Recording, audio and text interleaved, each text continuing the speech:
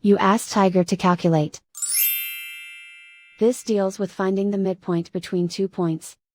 The midpoint between the 2 points is 91, 8.5. Let's solve it step by step. Plot the 2 points and calculate the midpoint using the formula. The coordinates of point 1 are, x1 equals 88, y1 equals -33. The coordinates of point 2 are, x2 equals 94, y2 equals 50. PM represents the midpoint of the 2 points.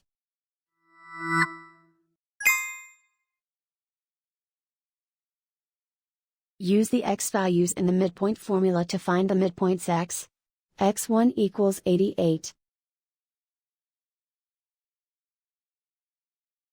x2 equals 94. Simplify the arithmetic.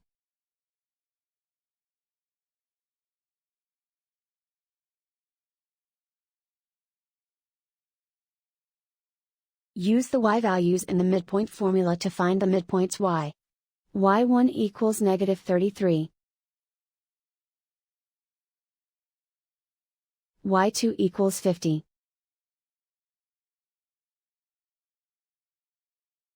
Simplify the arithmetic.